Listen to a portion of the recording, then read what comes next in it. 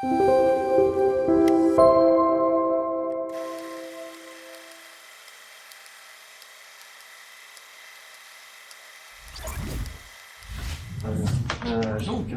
chaise, moi je vais vous parler d'une formation. Ok, c'est parti. C'est un DU, donc un diplôme d'université, suivi gynécologique de prévention, sexualité, régulation des naissances, fait au pôle santé, donc en formation continue pour l'école des sages-femmes. Le nom est en train de changer. Alors j'ai plus le vrai nom maintenant, qui sera, c'est encore l'école des sages-femmes jusqu'au 1er juillet.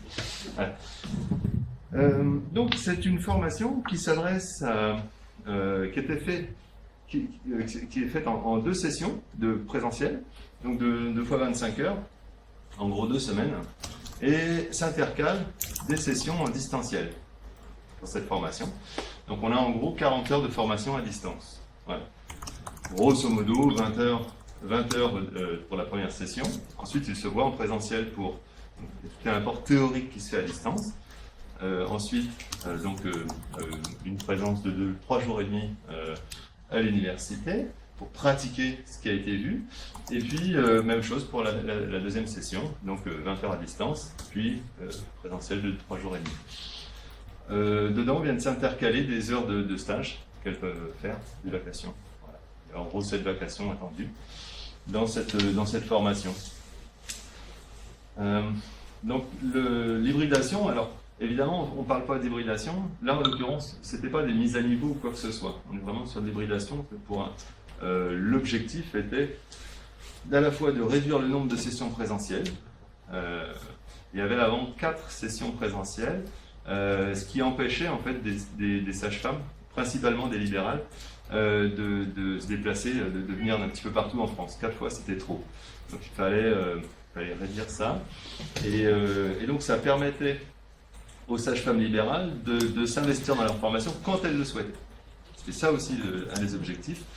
Les sages-femmes libérales, par exemple, on fait des webinaires avec elles le soir de 21h à 22h, une fois par mois. Ça, c'est quelque chose qui est mis en place et ce sont des horaires qui leur correspondent. Après, il y avait aussi un autre objectif, la problématique des intervenants en médecine. C'est pas qu'ils ne sont pas nécessairement disponibles. Enfin, si, généralement, les médecins ne sont pas disponibles pour donner les cours. Mais c'est surtout leur permettre de donner les cours l'hybride, en tout cas, l'hybride, non. Les cours montés pour de la formation à distance, parce que là on est vraiment sur la formation à distance du coup. Ces cours-là leur permettent ils ont un temps dédié, mais quand ils le souhaitent, pour monter ces cours à distance. Et après, le cours il est donné, il se donne quand les personnes le suivent. Donc il n'y a plus d'impératif pour être là le lundi matin à 9h pour donner un cours, quand ils ont des astreintes à l'hôpital par exemple. Voilà. C'était aussi l'objectif de mesurer les progressions pédagogiques. Je l'ai mis en 4e objectif parce qu'effectivement ça arrivait plus tard, de voir un petit peu, de suivre aussi les populations et voir comment les stagiaires étaient formés et où est-ce qu'ils réussissaient mieux, où est-ce que ça pêchait, savoir quelles étaient les avancées dans leur formation, etc. Voilà. Là, maintenant, on va faire parler tout simplement Isabelle.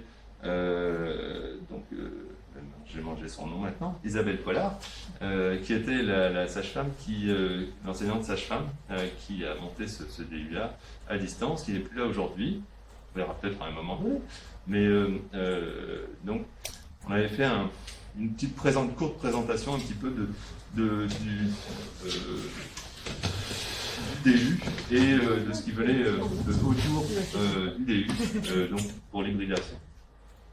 Je vous propose de l'écouter, ça date un petit peu maintenant, la formation a aussi évolué depuis, ça a 4 ans. Merci d'être indulgent. Je ne sais pas par où passe le son par contre. Normalement il devrait se... Bonjour. Le dispositif mis en place à l'Université de Bretagne occidentale pour l'école de sage-femme a fortement évolué depuis ces 2 dernières années. Il permet aujourd'hui de proposer aux sages-femmes une solution de veille médicale, d'échange de pratiques et de formation professionnelle continue tout au long de leur carrière. Dans un premier temps, nous sommes partis du constat qu'il était devenu nécessaire pour les sages-femmes libérales notamment de raccourcir leur temps de présence en formation. Nous avons donc pour cela adapter notre diplôme universitaire en formation mixte, présentielle et distancielle.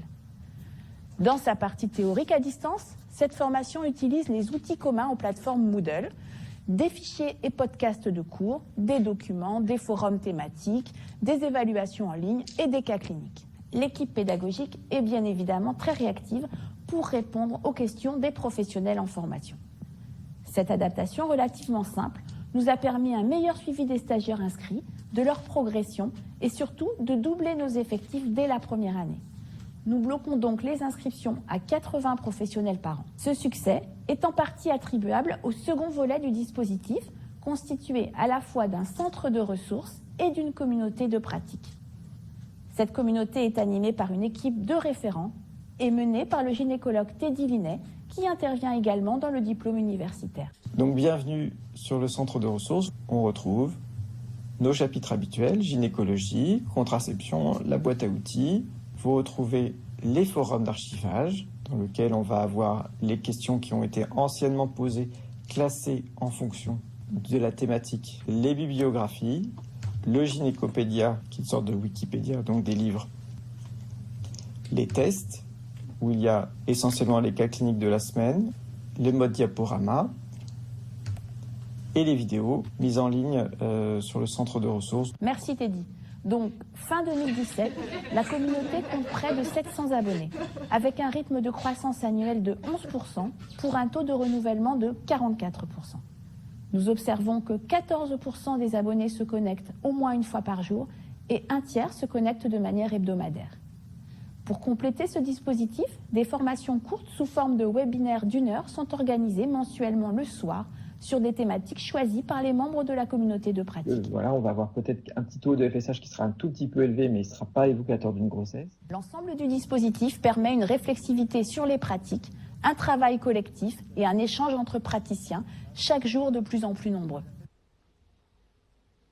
Voilà. Et merci Océane pour la réalisation de cette vidéo. Voilà. Donc, après l'hybridation, effectivement, il fallait la penser, quoi. Donc, il y a tout un séquençage qui a dû être vu. Et puis, donc là, on a ce séquençage-là, et on retrouve à peu près, donc chaque cours est là. On a évidemment donc, les animations sur le forum qui vont aller tout le long de la formation. On a l'appropriation du contenu, donc là, qui doit être fait par les stagiaires, et chaque semaine leur est ouvert une nouvelle section de cours, et s'ils ont terminé ce qui était à faire, ils ont accès à la suite. On n'a pas mis les si, on leur ouvre automatiquement, mais on peut mettre les si quand vous avez. Voilà. Et on va mettre les si à un moment donné, ça dépend un petit peu des équipes là. Alors, et puis après, donc les activités en auto-formation, il y en a également, donc des lectures qui sont proposées, etc. Donc, évidemment, on sépare bien, on distingue bien ce qui est de la ressource des activités qui sont proposées. Et donc, et tout au long, voilà, des sessions, ça c'est vraiment la deuxième séquence, c'est tout. Sinon, ça prend trop de place. Et on retrouve après, donc, l'équivalent dans Moodle, avec les différentes. Ici, on retrouve les cours de la première session. La partie présentielle qui était du distanciel aussi cette année pour la première partie. Ici on voit les progressions générales, donc ma progression en l'occurrence c'était 15%, je ne suis pas étudiant, donc voilà. Et puis on a aussi une progression par tuile, voilà, qui est possible, et là effectivement donc, on voit ce qui a été fait, il y a une coche. Donc à la fois le stagiaire et l'étudiant suit ces évolutions, et puis l'équipe pédagogique, on verra tout à l'heure, suivre tout ça. Ce qui est intéressant de voir là, c'est que, en fait, à partir du moment où on parle d'hybridation d'une formation, on place le présentiel sous le schéma du distanciel. Ça, c'est une notion qu'il faut bien intégrer. Et c'est parce que ça peut être déstabilisant. Une formation en présentiel, une licence existe en présentiel. Si on la transfère en totalité, parce qu'on l'a hybridée sur un LMS, un Learning Management System de type Moodle, là on se retrouve à devoir baliser de la même manière les temps présentiels et les temps distanciels. Et on retrouve l'intégralité sur le LMS. Voilà. Donc ça, on aura l'occasion d'y revenir, puis les ingénieurs étaient là pour vous parler bien mieux que moi. Alors, et dans chacune des sélections, donc on retrouvait, donc pour la formation à distance, différentes activités ou des ressources qui sont proposées, avec en général toujours un test à la fin, là sur la ménopause, et donc pour vérifier un petit peu que tout a bien été compris. On peut faire la même chose, hein. On a mis du présentiel et on met des tests en distanciel, c'est aussi des validation. Voilà. Maintenant, les rapports, c'est quelque chose qui est assez intéressant.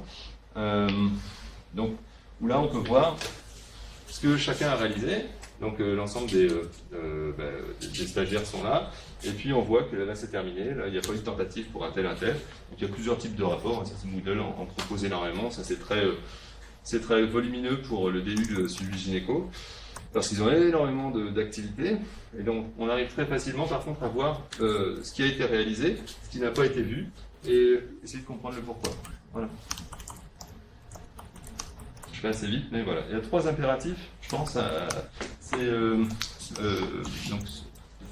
Donc, ce qu'on peut constater, en tout cas, c'est qu'il va être important de baliser les temps pour le tutorat en amont, et puis après, on recadre s'il le faut.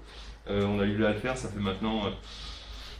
c'est la 9e promo, ça sera la 8e promotion l'an prochain de ce DI-là. Et on voit bien que globalement on avait pensé les choses, puis elles évoluent. Normalement, chaque année on peut réviser un petit peu les choses. Donc baliser les temps pour le tutorat à distance, parce que comme ça chaque personne ne se sent lésée. C'est bien de savoir un petit peu... Voilà, les temps de chacun à attendre. Même chose, ne pas minimiser les temps de réactualisation des contenus. Chose qui est important. En gros, on est sur, pour cette formation-là, ça va. C'est un 5e par année qui peut être revu. Donc là, il y a des contenus qu'on n'avait pas touchés en 5 ans. Voilà, on commence à refaire. Bon. Il y a de l'actualisation, sinon, qui peut être plus fréquent que ça. Et évidemment, oui, l'équipe formée, l'équipe pédagogique et le soutien, donc les scolarités, etc. Peut-être à l'utilisation de ces outils. C'est important. C'est du temps à passer. Pas énormément, mais c'est quand même du temps à passer. Voilà. Pour au moins utiliser à la fois une vue globale, l'ensemble de la formation, comment elle s'articule, etc. Et puis après, en détail pour chacun et chacune suivant son rôle, tout simplement sur la formation. Voilà. Un petit point, David, quand même, par rapport à vos présentations, le temps que ça demande et le budget. Alors, le temps que ça demande, c'est un peu la bouteille à l'emprunt. On peut faire du rapid learning, c'est-à-dire mettre des choses très rapidement en ligne. Ça, c'est dans RISE, on peut utiliser plusieurs outils. Ça peut être très rapide, j'ai envie de dire. Ou ça peut être très compliqué si on veut faire des vrais serious games, si on veut faire de l'application. Enfin, là, on peut y passer de quelques semaines à plus d'1 an. Hein. Voilà. Ça dépend de votre projet. Pour celui-là. Pour celui-là, 40 heures, on était sur un 6 mois de temps plein pour la conception et la réalisation. Plus après les ressources SIAM également pour filmer.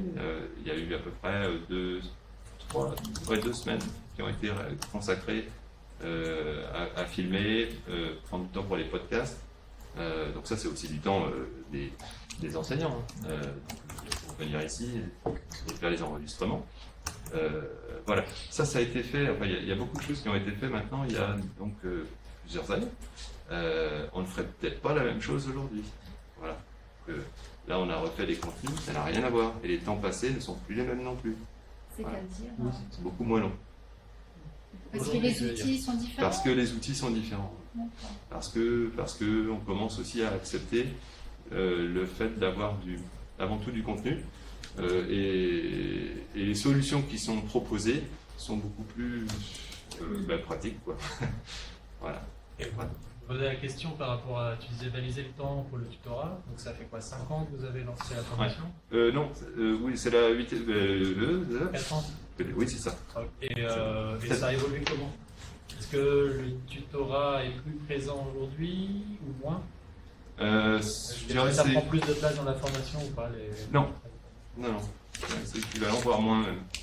Ouais. Sans aller À la- trop loin dans les questions-réponses, parce qu'on avait dit qu'on essaierait de laisser tout le monde enchaîner Ouais. sur sa présentation. C'est juste pour que Nathalie et Riwalen aussi aient ces éléments-là, un élément de budget par rapport à ça ou pas? Financé comment? Ça a été financé, ça c'est de la formation continue, ça a été financé sur les fonds propres. Ok, Voilà. merci.